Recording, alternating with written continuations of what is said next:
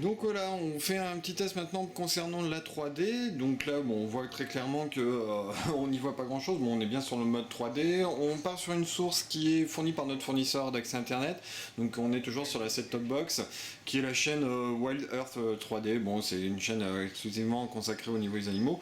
Voilà les lunettes. Donc ça, c'est les PTA 507. Il y en a deux qui sont fournis avec la télévision. Ils sont compatibles avec le full screen gaming, que l'on parlera un tout petit peu plus tard, avec tout simplement en mode jeu coopératif de joueurs.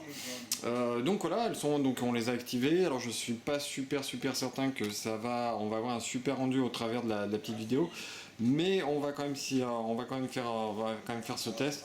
Là on est en pleine journée évidemment. Et en plus, on fera un test ce soir sur une deuxième source de nuit avec un film 3D. On verra le résultat.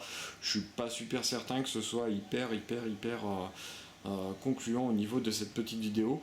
Donc voilà, on est sur une vraie chaîne 3D fournie donc par la box.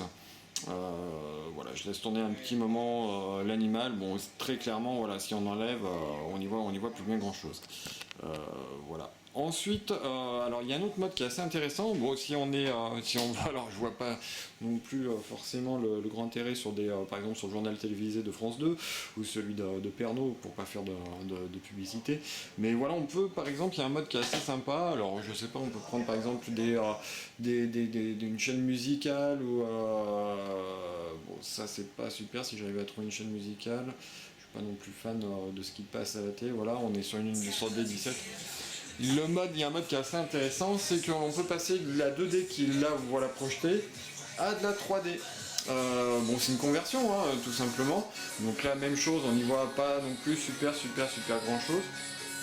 Mais par contre, on a quand même un effet 3D si on met les lunettes, où justement, bah, on a les personnages, les effets qui sortent en relief.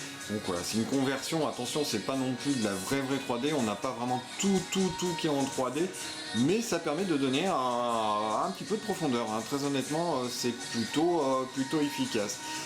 Très clairement, par contre, dès que l'on met les lunettes, on a des reflets absolument de partout, au niveau des lunettes, hein, je parle. Donc voilà. On entend tout de suite en plus le super son que l'on a pu évoquer précédemment, qui est transcendant, il n'y a quand même pas à dire. Là, vraiment très déçu de ce côté-là. Donc les reflets sont vraiment présents dans les lunettes, bon déjà très présents au niveau de l'écran, mais en plus sur les lunettes, qui sont également un nid à poussière phénoménal. Et en plus au niveau de ces lunettes, ça filtre quand même pas mal les couleurs.